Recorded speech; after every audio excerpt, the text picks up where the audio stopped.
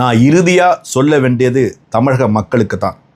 இப்படி திரையரங்கில் தலைவர்களை தேடிக்கொண்டு திரையரங்கில் ஒரு புதிய தலைவன் எழுந்து தங்கள் வாழ்க்கையின் அன்றாட பாடுகளிலிருந்து தங்களை காப்பாற்றுவான் என்று எதிர்பார்க்கின்ற இந்த மக்கள் கூட்டம்தான், அதோட ரசிக மனப்பான்மை தான் நடந்து முடிந்திருக்கின்ற மிகப்பெரிய இந்த இழப்புக்கு மிக முக்கியமான மைய காரணமே.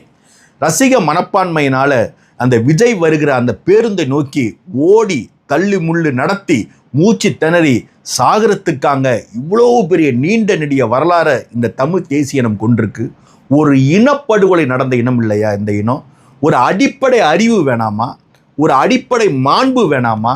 போய் ஒரு நடிகரை பார்ப்பதற்காக இப்படி தள்ளுமுள்ளு பண்ணி 41 பேர் செத்து போகிறாங்கிறது எவ்வளோ பெரிய துயரம். இந்த துயரத்தை எல்லாம் இந்த வரலாறு எப்படி கடக்க போகுது? நாளைக்கு இதை நம்ம பதிவு செய்கிறப்ப நடிகரை பார்க்க 41 பேர் செத்து போயிட்டான், அதில் குழந்தைகள் செத்து போயிட்டாங்க, பொம்பளைங்க செத்து போயிட்டாங்கங்கிறது எவ்வளோ பெரிய நமக்கு வழி கொடுக்க வேண்டிய ஒரு விஷயம். நேற்று முன்தினம் நடந்ததிலிருந்து தமிழ்நாட்டில் யாருமே நிம்மதியாக இல்லைங்க. இதில் அந்த கட்சியை சேர்ந்தவங்க இந்த கட்சியை சேர்ந்தவங்க அவங்களுக்கு ஒரு கருத்து இருக்குது, இவங்களுக்கு ஒரு கருத்து இருக்கலாம் சொல்லாமல் பொதுவாக யாருமே நிம்மதியாக இல்லை. காரணம் என்னென்னா, இப்படி ஒரு துயர சம்பவம் தமிழ்நாட்டில் நடந்திருக்க கூடாதுங்க. நாங்கள் கும்பகோணத்தை சேர்ந்தவங்க. ஏற்கனவே கும்பகோணத்தில் மகாமகத்தில் ஒரு தடவை அம்மையார் ஜெயலலிதா வந்தப்போ அந்த நெருக்கடியில் மக்கள் சிக்குண்டு செத்தது கும்பகோணத்தில் இன்றைக்கும் ஒரு ஆறாத வடுவாக இருக்குது. அதே போல் 2004ஆம் ஆண்டு பள்ளி தீ விபத்தில் 98 குழந்தைகள் இறந்து போன சம்பவம் இருக்குது பாருங்க. அது இன்றைக்கும் எங்களால் மறக்க முடியாத ஒரு வலிமிகுந்த நினைவாக இருக்குது.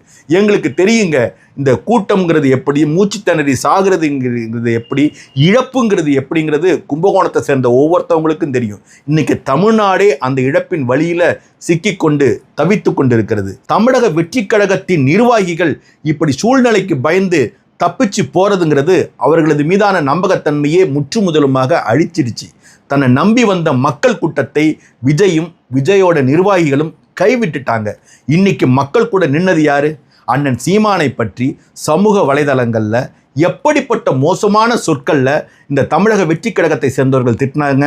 ஒவ்வொருத்தவங்களும், அதாவது விஜய் வருவதற்கு முன்பாக அந்த கூட்டத்தை நேரலை செய்கின்ற அந்த தொலைக்காட்சி ஊடக அந்த நேரலையில் கூட சீமான் ஒழிக சீமான் உன்னை என்ன பண்ணுறோம் பாரு, அப்படி பண்ணுறோம் பாருன்னு இந்த தமிழக வெற்றி கழகத்தோட இந்த ஆர்வ கோளாறுகள் பேசுனதெல்லாம் நம்ம பார்த்தோம்ல. நான் அதில் ஒரு படம் பார்த்தேன்.